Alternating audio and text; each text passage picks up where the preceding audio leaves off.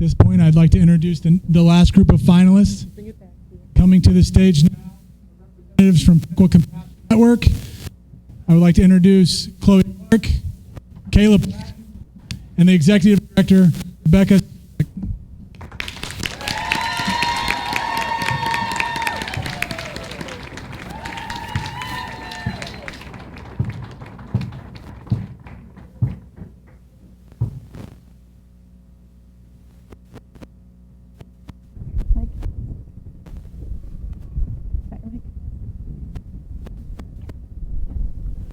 Hello everyone, and thank you all for coming. First, I'd like to introduce myself. My name is Caleb Patton. I grew up on the south side of Piqua, attended Piqua High School, and recently graduated from Case Western Reserve University with my degree in biomechanics. This is my lovely fiance, Chloe Clark, who also grew up in Piqua and recently graduated from the University of Dayton with her degree in sociology and psychology. And we would like to present to you the Power Project. Now first, I'd like to preface that I'm a firm believer that people come into your life for a reason, and that the smallest interaction can change the entire trajectory of one's life. This rings true to how this project came to be and the people who inspired it. A few months ago, I met this kid. I was walking my dog at the park near my house, and he asked me if I wanted to play basketball. He was a short, spunky kid standing by himself with his beat-up ball, and I said no. I told him I didn't have time and that I was actually just leaving, but I did, and I wasn't, and this haunts me. It might seem dumb, but I haven't been able to get this interaction out of my head. What if this kid was struggling and I had the tools to help, but I didn't? This is what really sparked the Power Project.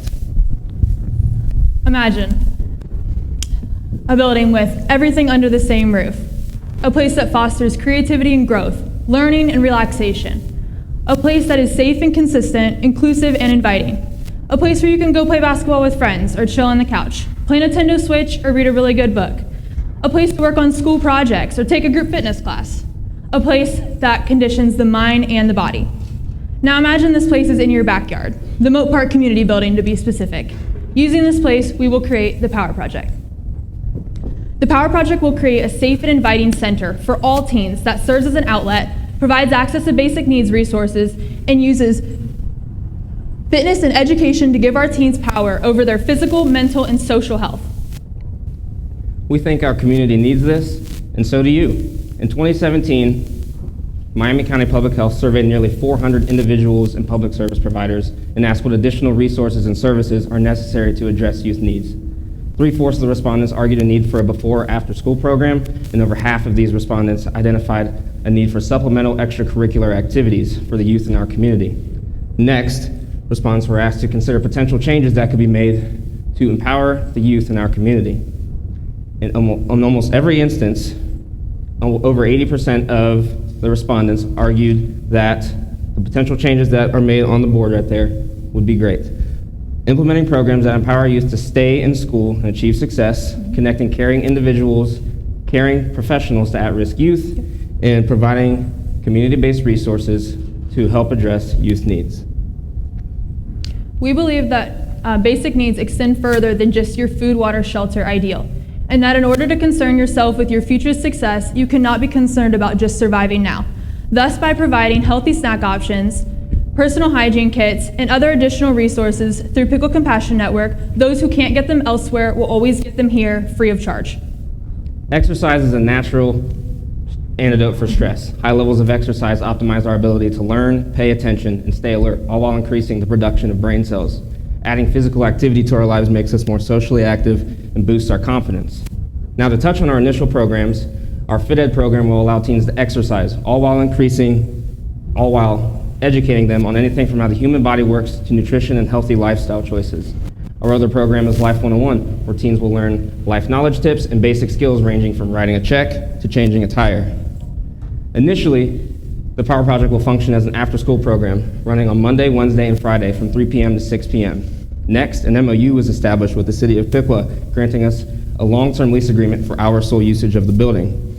Safety precautions for the Power Project include the following: liabilities and permission forms, background checks, extensive camera systems, and CPR first aid certifications. So what's all this going to cost? Our total budget for the Power Project is $75,000. A large majority of this budget is startup costs at 75% of this total. The startup costs can be broken down into 5 categories: programs, building renovations, furnishings, equipment, and safety and security to bring our project to life. This park, and the whole community for that matter, was once a hub for physical activity and social connection. From school dances to sports competitions, there was always something happening, and that's thanks to Mr. Moat himself. Raymond Moat was not only an educator, but a coach and an athletic director, and he dedicated his life to the physical well-being of our youth. We would be doing this park and the community a disservice by not restoring Moat Park to the way it once was and giving our youth a space they can call their own. Our kids deserve this, and I didn't fully understand until I told the little boy at the park that I was too busy to play basketball. So this is for him and every other kid like him. Thank you.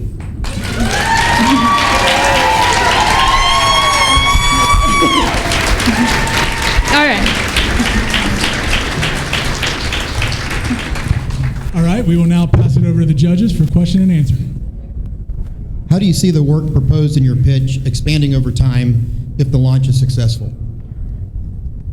So we're limited to the current building that is at Moat Park right now, but that doesn't limit us at all. If you've been to Moat Park, you can clearly see that is an extremely large park.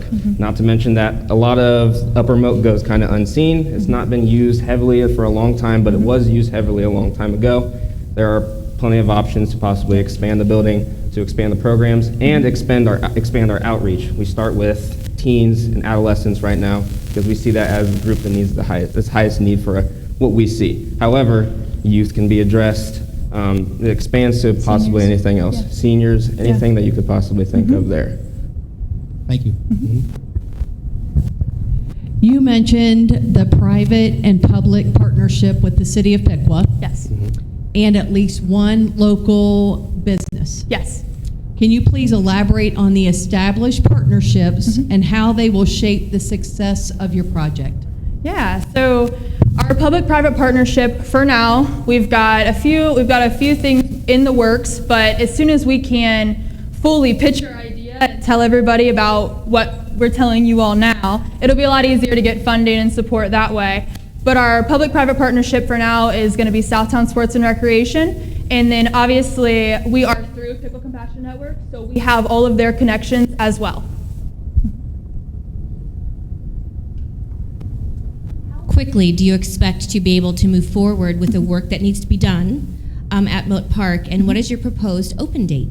Okay, so we do not have a strict open date as of now. It's going to depend a lot on contract times and materials, and as I'm sure a lot of you know, it's been a little bit difficult to get materials lately, so that's going to depend on a lot of variables, but we're hoping by summer, maybe spring. We don't want to give an exact date yet because we really want to make this something special. So we don't just want to slap some paint on the thing and call it good. We want this to be just amazing. So, thank you.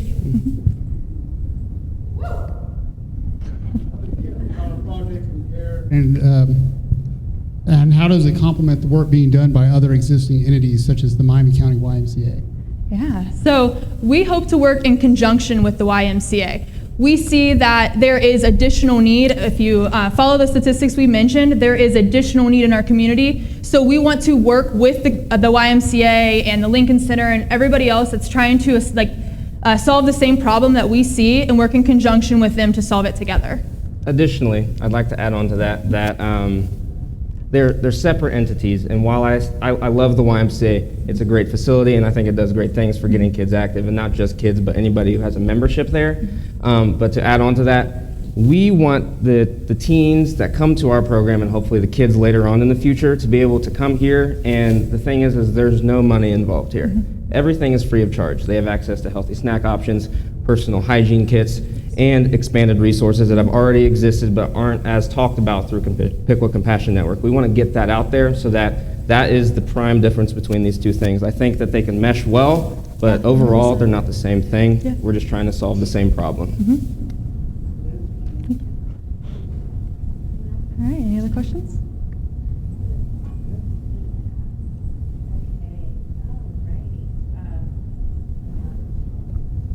What is the staffing model of the Tower Project, and how will you make the employee volunteer model work? Okay, absolutely. So through Piqua Compassion Network, they've been running for 15 years with strictly volunteer base. So we were going to use their current connections to do our staffing as well as our public-private partnerships that we have established and will continue to establish. So we want to run volunteer base. Obviously, Caleb and I will be volunteering our time, but we will have a few other people as well who will be the primary individuals running the place, and then we want to have a lot of volunteers in addition. To add on to that, I will coach the Fit Ed program and the Life 101 program. Whoever is there running that is great, but it's kind of something that just exists. Yeah. Starting out, because of the size of the building, you only really need in our model, 3 volunteers to help this thing kind of flow. There's a check-in person that's making sure that everybody who's coming in and going out is either attended to or has signed liability forms so they can go in there without any issues. That also includes adults that may be coming there because you have to make sure everybody's background checked. Additionally, we only need 1 person in the gym. You need 1 person kind of floating between the 2 areas so that everything kind of flows, right? And make sure that everything is attended to in that way as well. So in the beginning, we run with 3 volunteers and we can only build from there if we get more. So. Thank you very much. A big round of applause for the Power Project. Thank you. That means our winner with 138 community votes totaling $55,101